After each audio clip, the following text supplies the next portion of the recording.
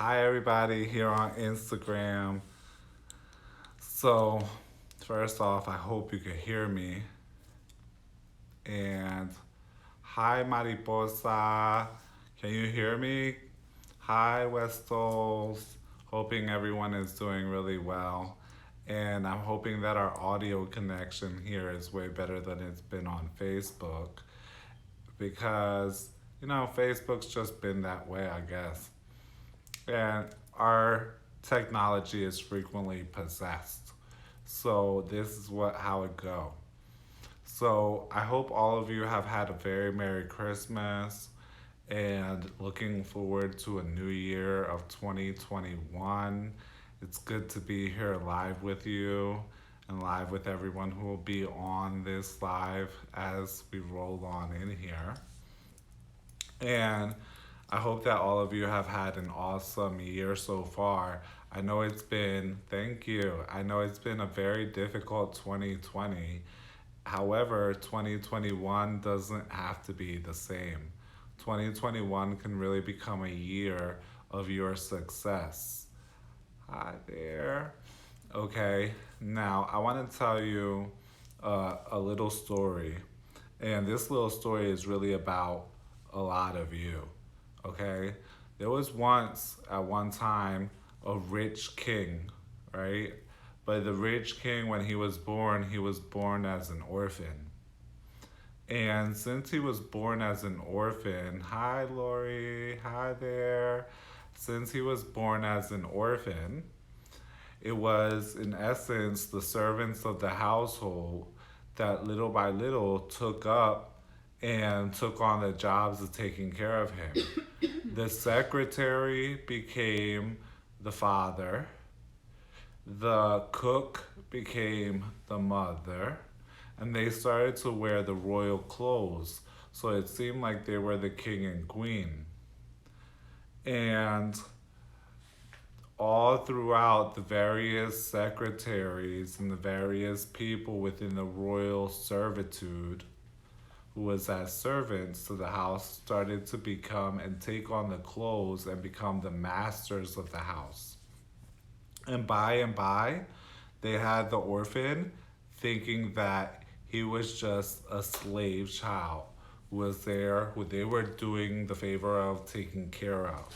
But in reality, that orphan was the king. But he was too young to know any better. So little by little, they taught that child how to behave and how to behave as a servant. And they had him there acting as a servant. And throughout the course of time, okay, more and more, he became controlled by them. He needed to look to them, asking them what he needed to do, what he could do, what he couldn't do, and taking orders from them. By and by, he fell more and more and more into his role as a servant. Then suddenly one day, an old man comes walking down the street where the boy is outside cleaning up, doing his servant's job of being a maid, being a house cleaner. Okay? And the old man walked by and he looked at him and he recognized him and he noticed him and he said, basically, aren't you the son of the king, the old king? Aren't you the king? And the boy didn't know what he was talking about. He was like, no, I serve so and so and so and so and so and so. And he was like, no, you're the son of the king, the original king. He's like, no, I serve so and so and so and so and so and so. And this left a little seed inside the boy so that he could start to figure out why this guy was so convinced that he was meant to be the king. So it set a little seed. And through that little seed, that boy started to make research. He started to use the libraries of the palace. He started to look around. He started to look for old people, the ancient ones, to tell him the story of the country and the story of where he was at. Little by little, he came to piece things together to find out that he indeed was the king and he was meant to be sitting on the throne. And that the person who was now sitting on the throne acting as king was really the father's old secretary and the father's old cook acting as the queen. And because of this, and for so long he had been treated as a servant, he doubted himself as to whether he was right or not. So he continued to go back and make more research and make more research, and he ended up finding out that he indeed was the king and he was meant to be the king of that castle. So what happened was, eventually that young boy grew more and more into a man to the point where he decided to make the quest and left the castle in order to come back and fight and put all those secretaries and the cooks and everybody else back in their place and reclaim his throne as king. But naturally, the secretary and the head cook, right? They had gotten really comfortable and really used to being served as king and queen and having their own servants. And they became really comfortable playing these parts, right? So they fought against the young prince, not wanting to allow him back into the castle. And so a war ensued. And every little bit, the young prince would make a little bit of his way in, and then they would re-fight and push him back out. And he would make a little bit of his way in, and they would fight with him again and push him back out. Until one day, when the young prince was sitting inside, when they make the army where everybody gets rest in between the battles. So he's sitting in that kind of like retreat center. And he starts to think to himself, how could I go ahead and really take over the castle and reclaim my throne, right? And what he came to realize was that these people had played this part of being the king and queen for so long that they have forgotten who they really were. That indeed they were actually the servants of that castle. And so what he started to do was, instead of trying to fight with them, was start to send reminders, right? Send pictures of their old friends, send their old parents from where they came from, send reminders to them of who they originally were, creating a nostalgia for their old places.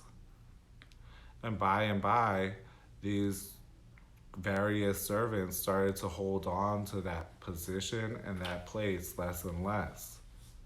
Eventually to the point where the king was able to come in, right, fight and reestablish himself as king of the castle. So the point of the story is two, if you didn't gather it through yourself. Number one is that this is you, okay? This is how you live your life, okay? You have received your mind, your emotions, your body. You have all these various tools that God has given you, but they've become your masters instead of your servants. Your mind controls you, not you. You don't control your mind is controlling you, okay? Your feelings control you. What other people do controls you. What you do controls you. Okay?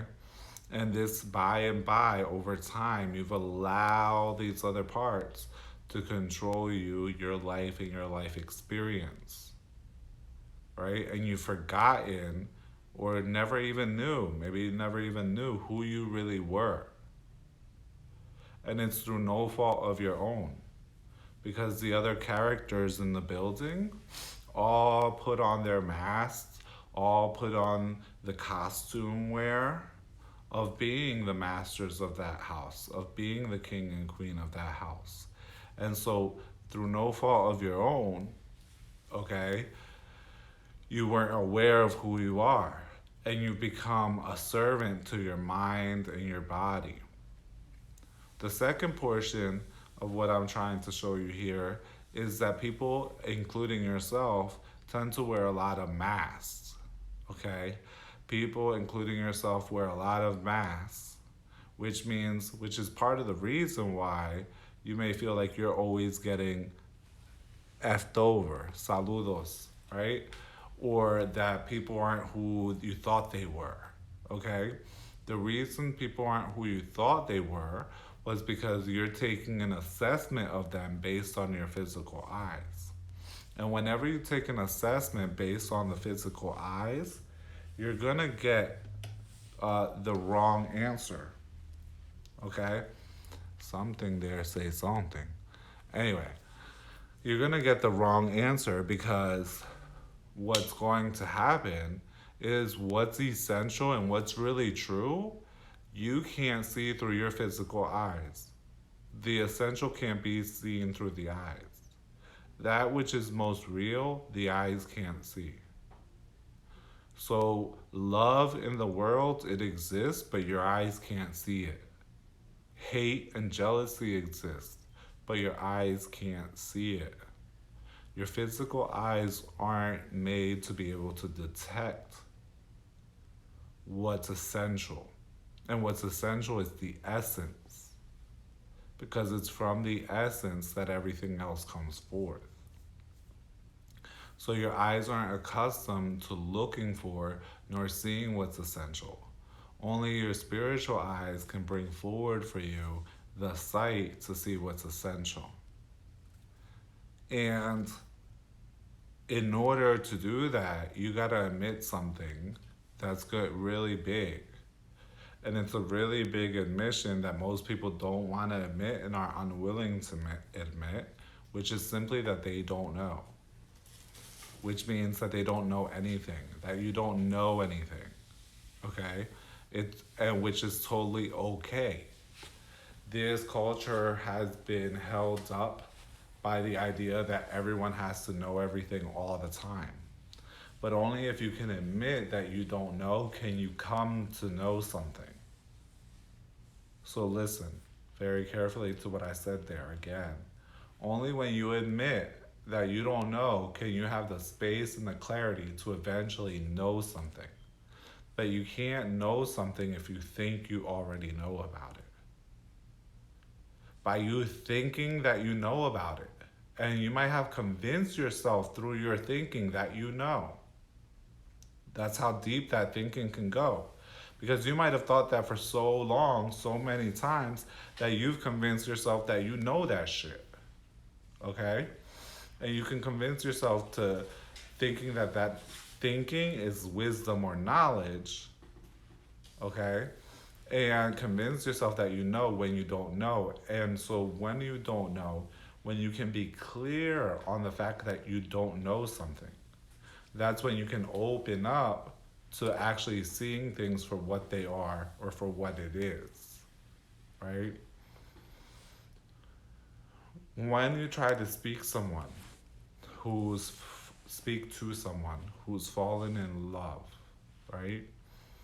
They know what they know. And what they know is that they feel in love at that moment.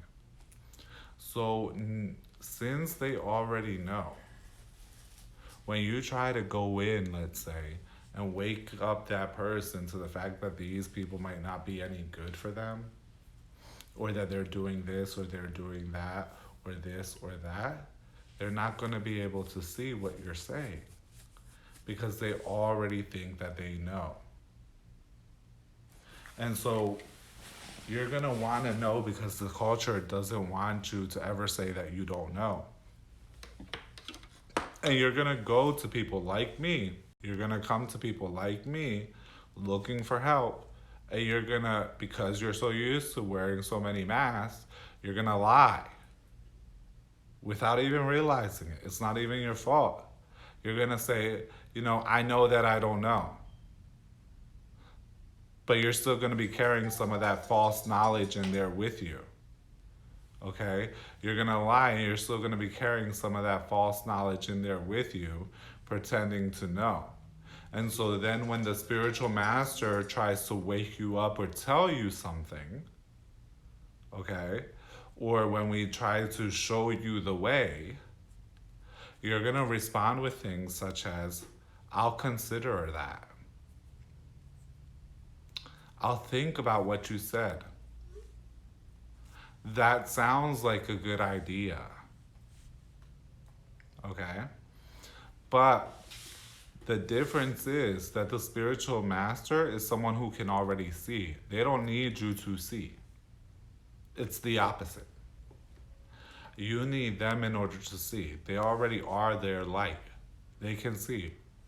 They're helping you by sharing their light with you to show you something. But when you say things like, oh, I'll consider it, I'll think about it, what you're saying is that, first off, without realizing it, you're saying you don't know shit. You're saying you don't know shit in a different way, because if you knew shit, you would know that when a spiritual master tells you something, it's not a considerate situation. It's not an advice. It's not a suggestion, although it might look like that. I'll take on your advice. I'll think about it. I'll consider it. You've given me a lot to consider. Okay? These all say that you haven't admitted the truth, which is that you don't know. Okay? You don't even know the basic fact that you don't know. Okay? You don't even know that basic fact that you don't know. You know so little that you can't see that what's being shown to you is a piece of truth. It's not about what you think about it, how you feel about it, what you consider about. A lot of times when people are confronted with truth, they'll say, oh, I don't know how I feel about that. Well, it doesn't matter how you feel, baby. The truth doesn't care about how you feel. A dog doesn't care about how you feel. If he's a dog, he's going to bark. It doesn't matter how you feel.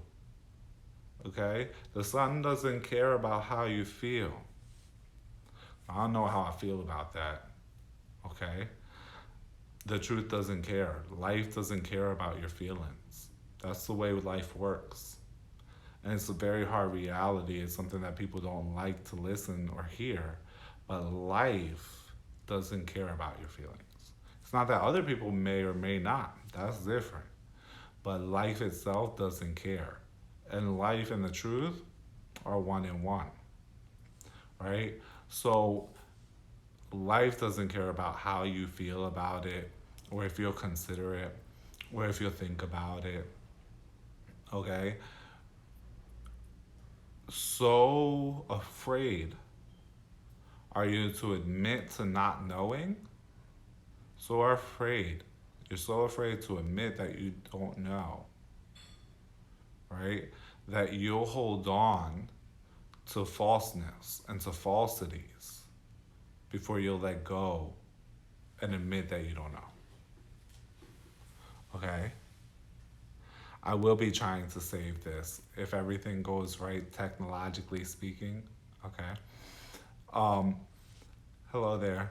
So you'll hold on to false knowledge in order just so that you don't have to see and so you don't have to admit you don't know. It's just like when you see that woman with an abusive partner, right? So hard will she or will he hold on to that knowledge of what they think they know, that false knowledge of that what they think they know, that they won't be able to, so that they don't have to admit that they actually don't know, right? That so that they don't have to admit not knowing. The truth is, most people don't know. And they don't know because they haven't taken the time to know.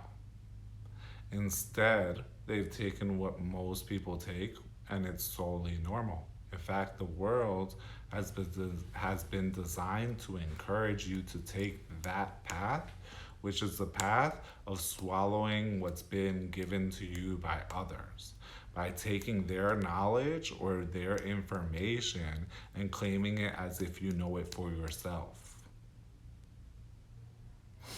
A spiritual master, we don't teach you dogmas. We don't teach you ideologies. That's not what I'm about. I'm here to do something very different than whatever the hell you've done before. Okay?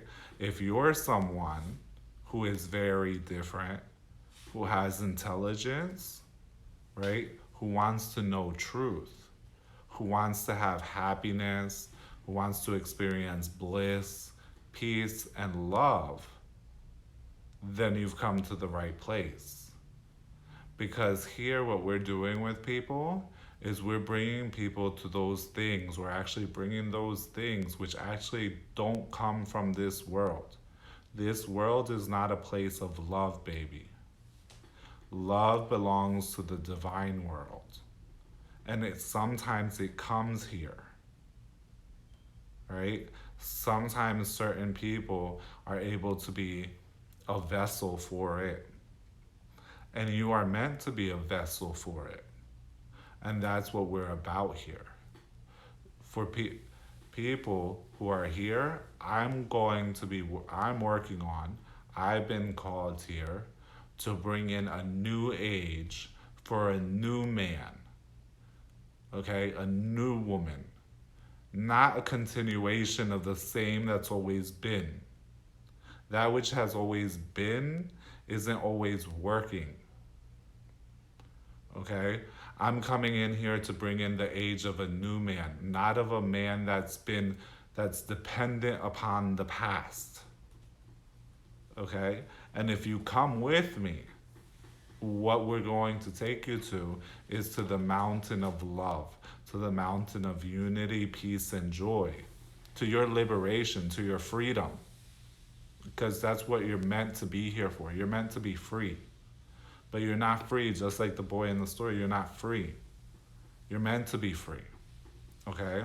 I'm not here for people who just want to do some voodoo, who want to do some sanse, who want to work with some spirits.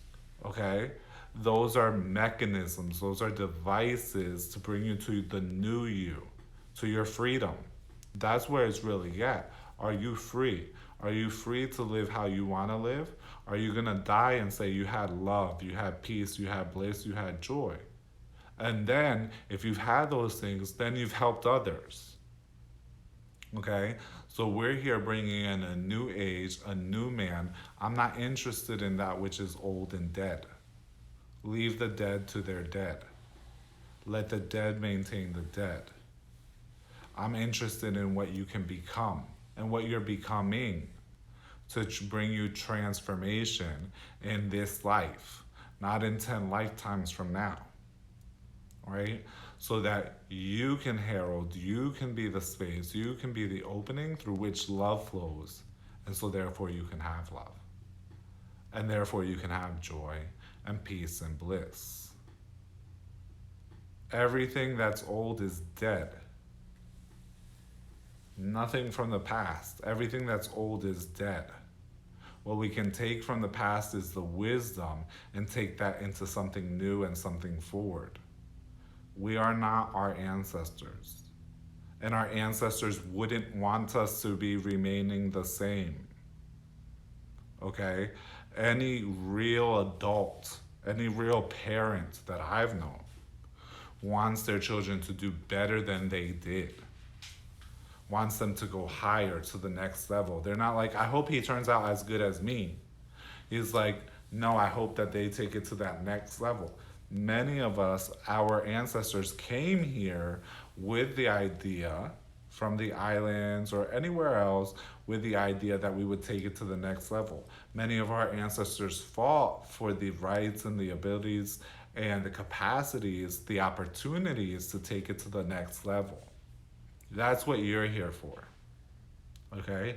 If you're a new man, you're coming to be a new man. You're not coming to bring the same old dead man with you on the journey with me, okay? You're coming to bring the new man. And the old man has to die in order for the new man to come with me. The old has to die. The old man has to be left behind. He has to die. We have to help you that. We have to help you do that. Help you die. To die as you are. So that you can come with something new and something fresh. So that you can come forward with life. Okay?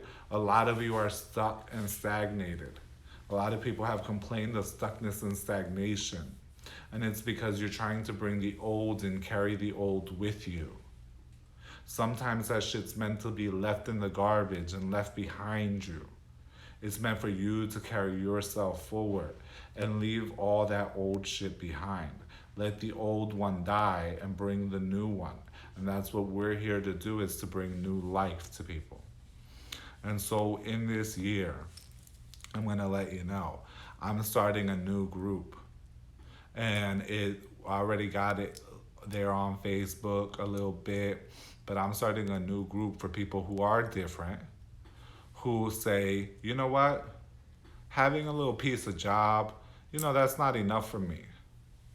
Having a little piece of what the government gave me, it's not enough for me. In fact, I came here for something more, something bigger.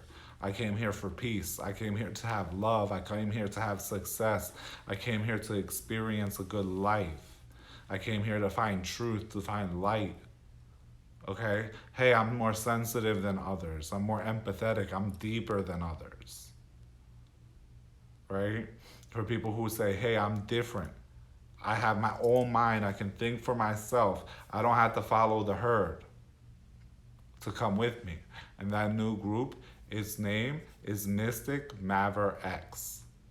X, the letter X, okay? And you can hit us up to see if you can get in on that group.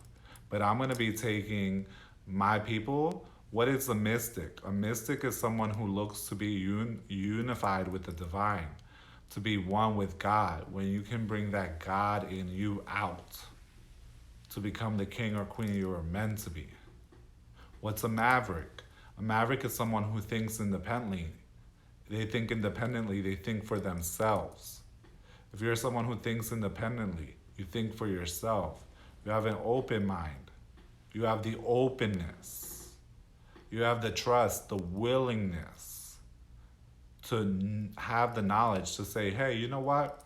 Maybe I don't know. Maybe I don't even know what I am. Okay, a lot of people ask me, what am I meant to be? How do you know what you're meant to be? You don't even know what you are. You got to start with crawling before you start with running. Get to find out what you are, who you are.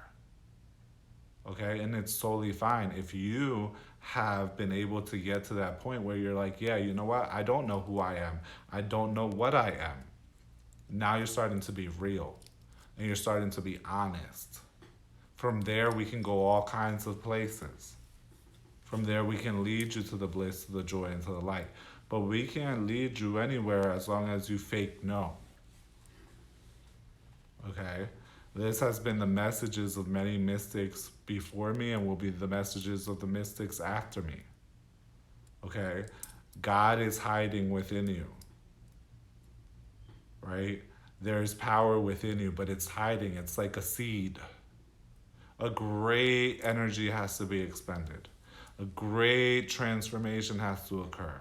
And the seed has to fight a lot for it to crack open and sprout.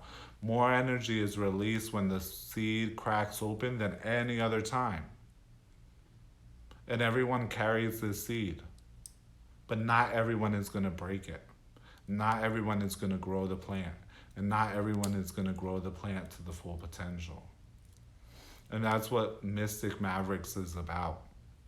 It's for people who want to grow that seed, want to crack it open, want to find more, to have change, to be the change, and to become that new man, to herald the age of the new man. He who is not bound, he who is free, she who is free. When I say man, I mean woman. I mean everyone. Okay? And in 2021, that's the project. Mystic Maver X. It's spelled Mystic and then Maverx. and then with an X. And we're going to be starting a new practice where I'm going to be doing with people, where we're going to be doing big informations, big teachings of sittings with wisdom, where we're teaching you guys all kinds of truth, things about truth, because this is why people keep getting fucked over. You keep going on by people's masks, believing what people present to you, going by what they show you, what you think you know based on your eyes. Okay? And then later on, the monster comes out of them or something else. Okay? And then you get hurt and you feel some type of way because you found out different. So we're going to be there on Facebook. I'll be setting up a page for us and all that other stuff. If you're interested, hit me up on Instagram DM, hit me on Facebook DM, and we'll see what we can do if you can apply to get in. Okay? If you can apply and see if we can let you in. Because it's not for everybody. This is for people who want to get to truth. All right? That, and also, I'm going to be doing a special coming up here for the New Year's to tell you guys what to expect in 2021, how to be successful in 2021, and have the messages and the readings of the year for 2021. Right? What's the spirit of the year, how to work that, and I also prepared a special item throughout this little holiday weekend, which I'm limiting. I only have, I believe it's 12 that I made. So for the 12 apostles. So we'll be getting that information out to you soon as well. I hope that, you stay blessed and you have a happy new year. Okay, I'll be coming at you again soon with another live, even more about us Mystic Mavericks, and many blessings to all of you. Have a great new year. Keep the faith, and I'll see you next time.